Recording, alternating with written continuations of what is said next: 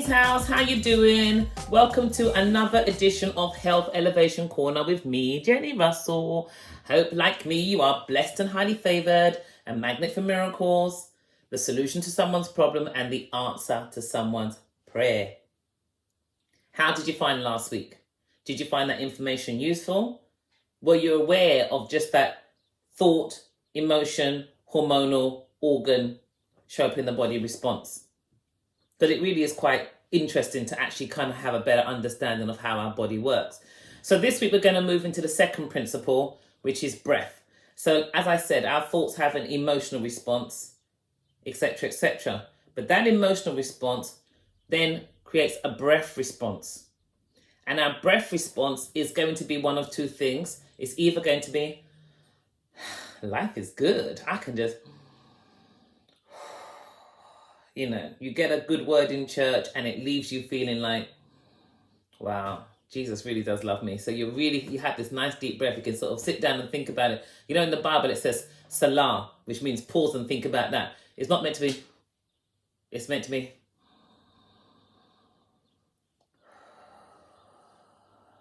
put God first.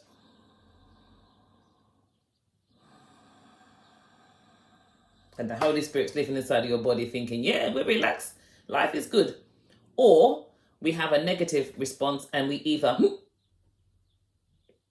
hold the breath, not really sure what to do, or we hyperventilate. Now, both of those two stress responses, they are negative. And what happens, they put the body either, the first one, into an acidic response position, where if we hold the breath, it acidifies the body. Sickness, disease, dysfunction, all thrive in an environment that lacks oxygen and is very acidic in nature. So if we want to make sure that we are well, then we need to stop holding the breath. Number one, when we acidify the body, we can create parasite infections, we can create pH imbalances, we can create digestive and eliminatory problems, we can create inflammation, all sorts of pathologies we can create just by holding the breath. We set the body up for dysfunction and dis-ease. It's not the way the body is supposed to function. If we hyperventilate, on the other hand, and we're short and shallow breathing, well, we're not using the oxygen down here, number one, as I mentioned last week. But number two, that means that we're too many out breaths, too much carbon dioxide in the blood on the out breath makes our heart work harder. Now, if our heart is working harder, we've got a problem.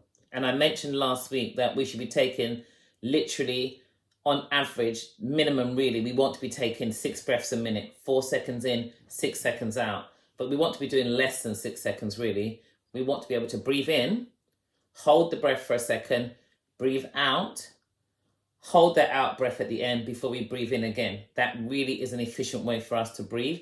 And also, the longer we can breathe out, the more rubbish we can get from the base of the rib cage and empty out the lungs, ready for the new stuff to come in. We get the gunk out. And the virus sits in the bottom 2/3, where all the gunk is, where everything is stagnant and not moving, because life makes us want to breathe short and shallow.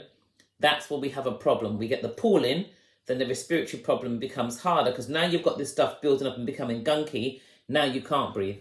And that creates another problem for you. So then the carbon dioxide is here, and then you'll find yourself, having real big respiratory problems that can really culminate in something that we don't want to have happen to us or to any of our loved ones. So let's really understand the breath. Let's understand how things work. So what happens is when we breathe in, the diaphragm drops and it creates the biggest pressure fluctuation inside the body. So the diaphragm expands and it starts to drop. It creates pressure fluctuations inside the abdominal wall. The diaphragm creates pressure fluctuations down in the pelvic floor, in the pelvis. There's a whole pump going on. You have a respiratory diaphragm, you have a pelvic diaphragm. They should be working in concert.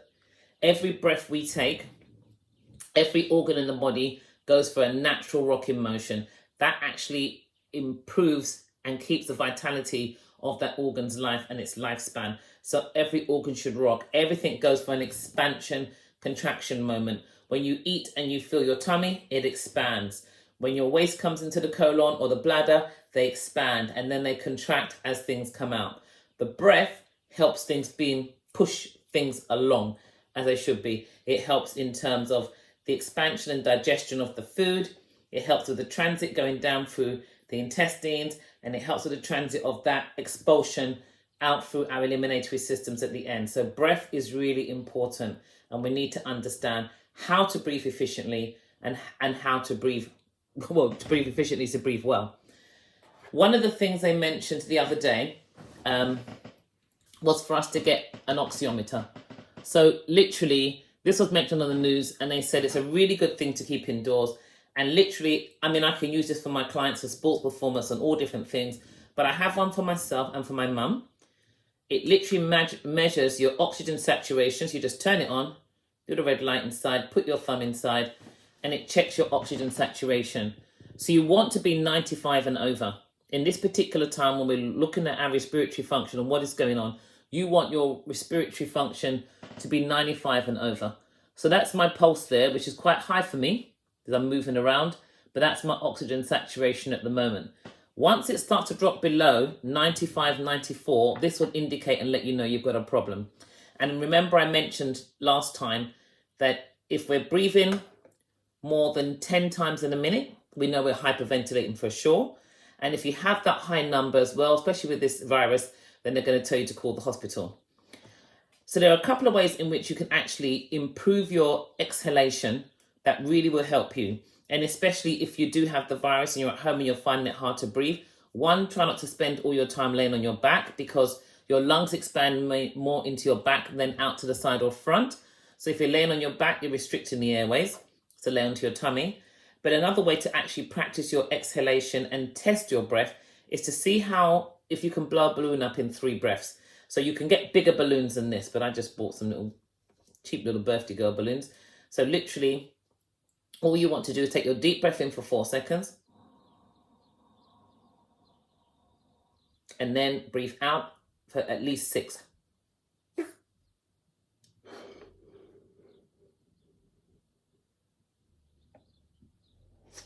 Be able to hold that breath for a second. Breathe in again.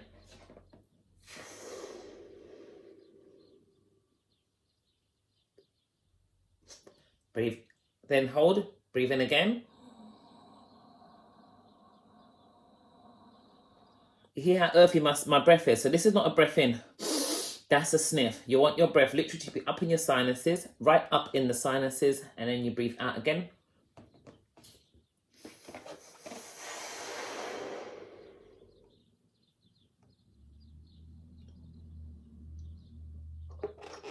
So if you can do more than 6 seconds, it's even better. But that's the kind of breath that you want to have.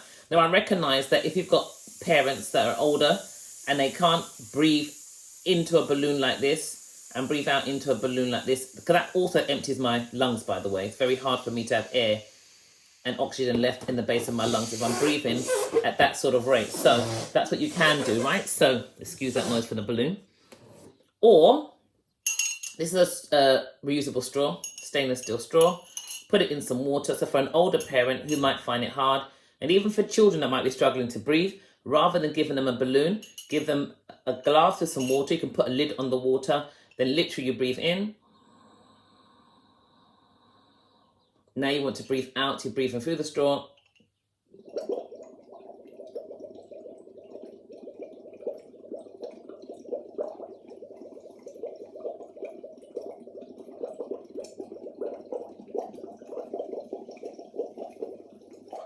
So that was about 15 seconds there. But again, you can measure that. And that's a good way of actually measuring. So the oxygen saturation should still be the same. For some of you, it may even go up high, but you want to have the oxygen saturation to be about the same. So these are things to have. Some balloons, £1.99 these were. This is about 30 quid. And these straws were like £2-3. Or you can get one like this that you can carry around in your bag, which is just a straw that just comes together and then you play about with it and make it into a longer straw. So you do have choices for where your straws are. So now my oxygen saturation, see, so my pulse has gone up, fine, I'm moving around, but look at my oxygen saturation, it's down to 99. So I can use this Also for sports performance for my clients, to see how well they're working, see what the oxygen saturation is like, whether or not they're actually hyperventilating or they're actually breathing diaphragmatically, so I can watch and see what's happening with them as they're working out, and actually measure their sports performance. And you can measure your oxygen rate with that thing there. So let's go through a couple of other exercises that we can do that are just great to do that will help you. The first one I want to go through is the alternate nostril breathing. Now, I use this breath every day, and I tend to do this first thing in the morning before I read my Bible. And the reason why I do it first is because the left nostril is linked to the right side of the brain, the right side is linked to the left side of the brain. So I'm actually crossing the left and right hemisphere of the brain. Also, I do it with my eyes closed, which means I'm oxygenating my eyes, I'm oxygenating my brain, I'm oxygenating my system, and I'm waking myself up, ready to be able to take in the word, read, and be energized, ready for the word first thing in the morning. So I will set my timer for 5 minutes. So you use your non-dominant hand. I'm left-handed, so I'm right-handed, so I will use my left hand. So what I'm going to focus on is just using my thumb and my second finger.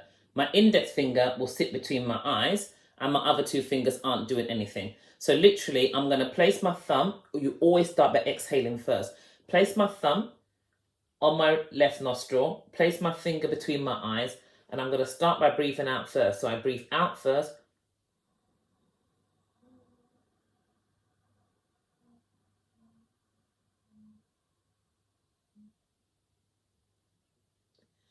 Then I'm going to breathe in.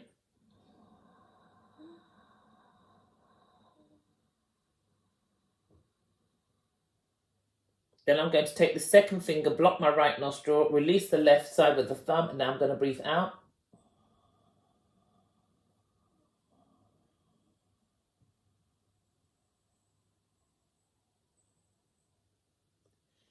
So you hear my noise is much more of an earthy sound.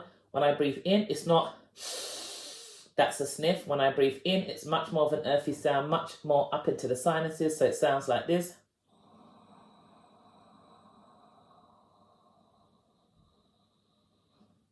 Then I change. So all I'm going to do is alternate.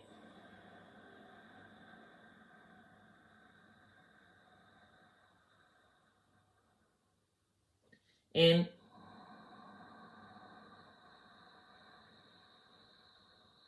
Switch over.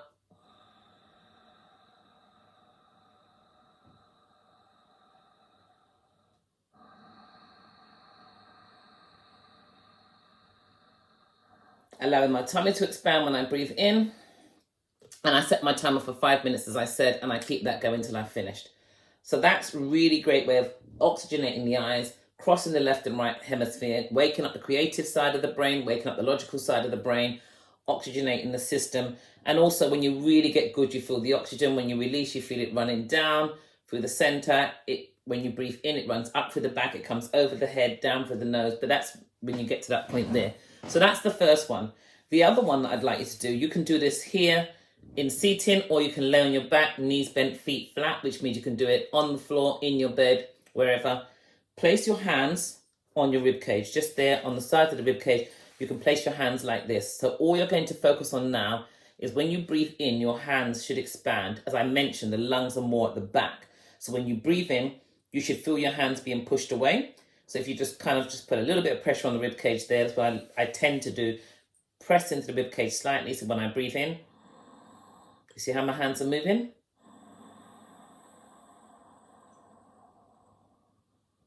When I breathe out, watch the hands come back in. So I can place my hands at the back and do the same thing. If I put my hands on my back, I feel the same thing happening. So if I place my hands just on the back here, the same thing happens as I breathe in.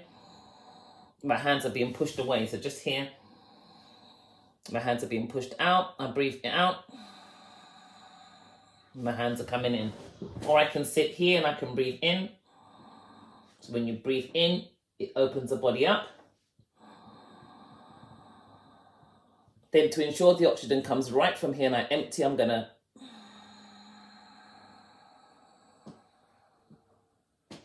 and imagine I'm trying to bend myself forwards and push the last bit of oxygen out of my lungs, in and out. So these are just exercises that you can do. You can do them, well, we breathe approximately 26,000 times a day. When you're lying down, your in-breath is around about 15 litres of oxygen comes into the system in a minute.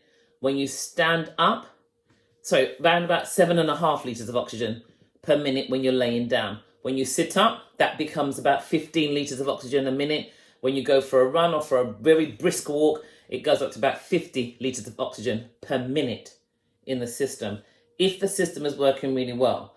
Otherwise, it's just being blocked and sitting there. That's the kind of oxygen we take in. And if you think to yourself that that's 3/4 of a litre of water, imagine 7.75 litres. So 10 times this coming into your body. That's quite a lot of oxygen coming into your body when you're sitting up. So you've got to think about, how is your body working? What is happening? That's 0.75, yeah? So how is the body working? How are you breathing? And what environment are you creating? What is your body saying based on the way in which you're breathing? If you want a really good reference book to buy, then this is a really good book for you. It's hard to find now, but you'll probably find it on Amazon and get a second-hand one. Gay Henderson is really good. If you'd like me to send you a great audio on the beauty of breathing, please email the church, admin at the King's House, and get it there. If you'd like to get it in a copy of my book also, you can get the breathing. I explain it very deeply and very detailed here with the pictures, so it gives you an idea. But remember, breath is life force energy, and it really is important for us to be able to improve that. If the virus gets into the nose or into the mouth, we want to try and clear the airways. A great oral mouthwash is the Oregacare Super Strength Oil of Oregano, which is a mouth swallow. You can have a nasal spray at home as well, which is really good to do to clear out the nasal airways. But using the breathing to push out the junk, if you do find you've got that virus in you or any kind of stuff inside of you, get a tissue and do piston breathing. So you breathe in deep and then you, but really quite strong. It pushes everything out. So you have a tissue to clean it up. But at least you're indoors and doing that. But it's important to breathe and get the breath in. Next week, I will show you some more breath things. As we talk about hydration, I will show you some other breathing principles in standing. But try your alternate nostril breathing. See if that actually revitalizes you first thing in the morning. You could do it again before you go to sleep at night. Try it during the day. Try the breathing, just expand. Is your ribcage moving? Is your ribcage quite rigid and it does not move? Try and get that ribcage to start to expand and release. Think about the organs rocking. Even a hat that's too tight is because the brains can't, the skull can't oscillate and expand and contract. If we wear a hat that's too tight, it literally holds the bones too close and they want to expand and contract. Everything in the body expands and contracts. So let's get the oxygen in. Remember, it's life force energy, it's nutrition, so it's rebuild and repair, and it removes the waste. And if the pump isn't working really well, then we are going to have problems. And since we supposedly don't breathe as deeply as we get older, let's be conscious of our breathing so that we can actually anti-age and stay fruitful, like many of those people in the Bible who were very good at an old age. Trust me when I tell you, I know they would have.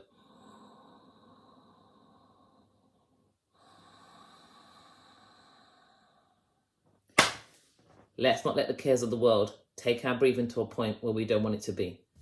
Until next week, in health and happiness, I hope you find this useful. Stay blessed, stay hydrated, stay expanded.